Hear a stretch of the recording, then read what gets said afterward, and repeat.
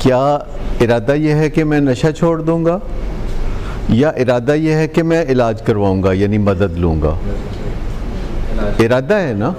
तो अगर तो इरादा ये है कि आई विल गेट हेल्प, मैं उन लोगों की मदद लूँगा जिन्होंने नशा छोड़ा हुआ है, मैं उन लोगों की मदद लूँगा जो नशे के बीमारी के बारे में कुछ जानते हैं, मैं माँ बाप की मदद लूँगा, उन्हें कहूँगा कि मुझे ले जाओ किसी डॉक्टर के पास।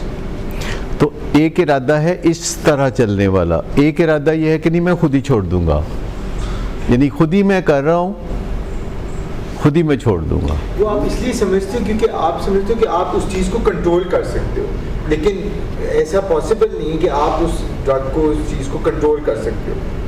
जी सर, मैंने एक्सटेंसिव सर्च की थी 2 साल पहले।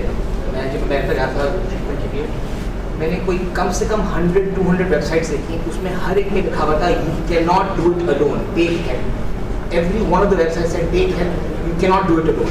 हर वेबसाइट पे एक ही चीज़ लिखी।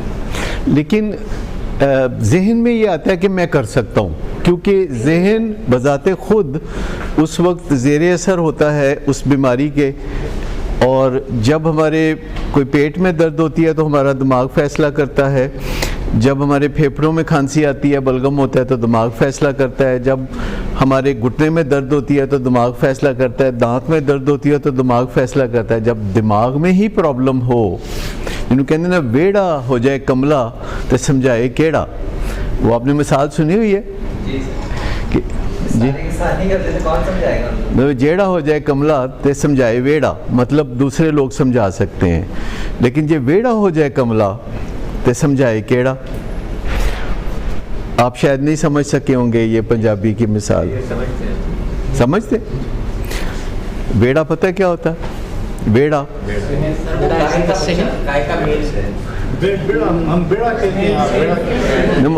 वो असल में लोगों से मुराद है, लोगों से मुराद है कि जब गार्डन होता था ये, इसमें ये मिडिल क्लास घरों के देसी जो घर होते हैं उनमें लिविंग रूम को वेड़ा कहते हैं, लिविंग रूम। हमारे यहाँ हाँ वही मिलती जुलती है चीज़।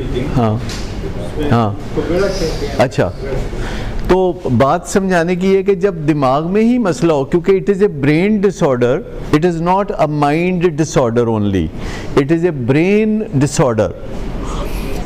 और उसमें अगर इरादा ये है कि मैंने मदद लेनी है किसी की और मैंने नशे को छोड़ना है, तो ये इरादा आगे चल के कामयाबी की तरफ बढ़ना शुरू हो जाएगा। अगर वो कहते हैं कि नहीं मुझे किसी की मदद की ज़रूरत नहीं है और मैं ये खुद ही कर सकता हूँ और मैं सब जानता हूँ, बाज़ वक़्त फैमिली भी मदद नहीं लेती क्योंकि कहते हम सब जानते हैं कि कैसे करना है, इसकी ऐसी तैसी मैं इसको प्यार से या गुस्से से या किसी तरीके से समझाऊँगा। और एडिक्शन की बीमारी में मरीज़ की मर्ज़ी खुद अपने आप पर नहीं चल रही होती। This is all about addiction. यानी अगर कोई ओवर ईटर है तो उसकी मर्ज़ी खाने पे नहीं चल रही होती, सामने कोई चीज़ आ जाए वो नहीं खाने वाली, उसने खा जानी है। और अपनी मर्ज़ी अपने पे नहीं चल रही होती। रात को बंदा सोचता है कि सुबह मैं वॉक करने जाऊंगा या नमाज़ पढ़ने जाऊंगा, तो सुबह वो कहता है मैंने नहीं जाना, मतलब उसकी मर्ज़ी नहीं चल रही होती उसके ऊपर। लेकिन मज़े की बात है कि जिसकी मर्ज़ी अपने ऊपर नहीं चल रही होती, तो मर्ज़ी तो होती है ना, फिर वो दूसरों पे चला रहा होता है। कहते कहीं तो चले, तो वो दूसरों पे उसकी मर्ज़ी बहुत अच्छी चलती है।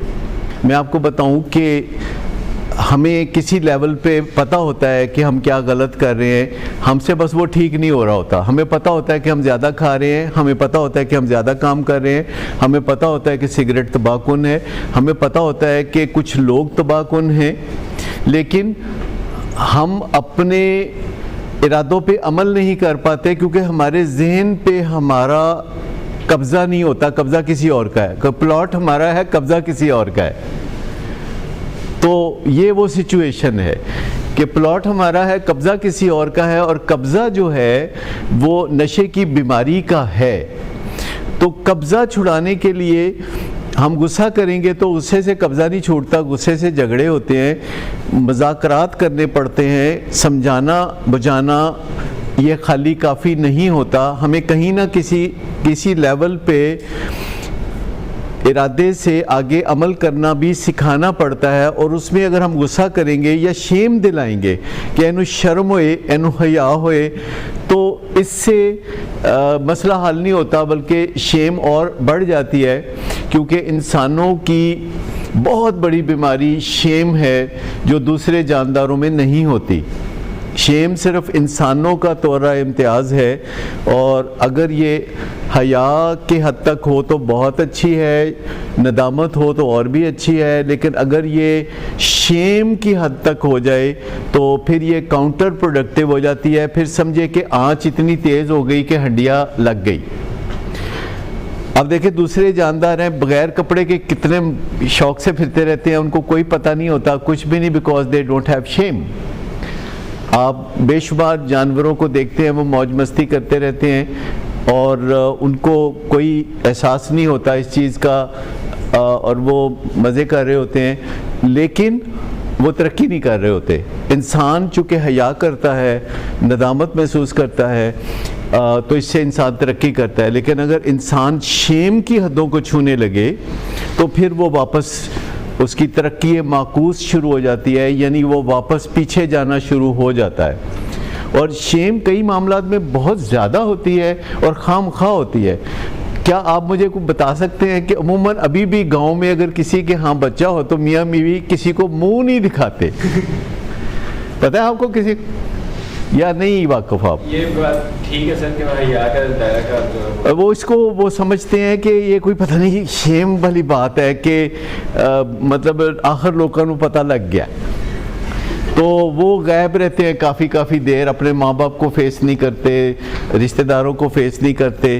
तो शहरों में चूँकि सिविलाइजेशन के साथ साथ फिर राइट एंड रॉन्ग का पता चलता जाता है।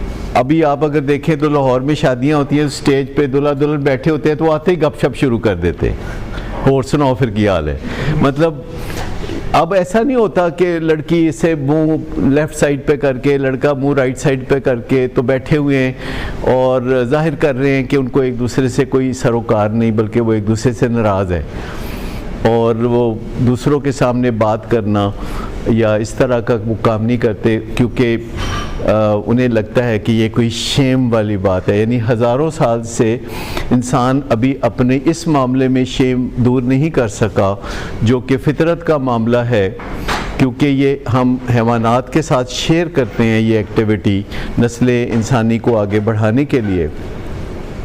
लेकिन चीज़ों को अलग अलग देख लेना कामयाबी की ज़मानत है कि कहाँ जो है वो चीज़ फ़ायदेमंद है और कहाँ वही चीज़ नुकसानदेह हो गई है। आँच उतनी रखनी चाहिए इतदाल के साथ कि जिससे फ़ायदेमंद हो। और अगर वालिदैन अपने बच्चे की एडिक्शन से परेशान हैं तो उनको जो बात करनी है वो उसमें आँच को बहुत ज़्यादा तेज़ नहीं करना, और उसमें मोहब्बत को भी बहुत ज़्यादा नहीं करना, उसमें बड़ी राइट जो पिंच ऑफ एवरीथिंग जो है ना, दैट विल वर्क। लेकिन आप देख लें कि जो हमारा बच्चा नशे की बीमारी में मुब्तला होता है 18 साल की उम्र में, उसकी मर्ज़ी खुद उस पर नहीं चल रही, हमें उसकी बेबसियाँ नज़र आती हैं शब रोज़, और उसकी मर्ज़ी बाकी ख़ानदान पे बहुत चल रही होती है। बाकी सारा ख़ानदान तकरीबन उसकी मर्ज़ी पे चल रहा होता है।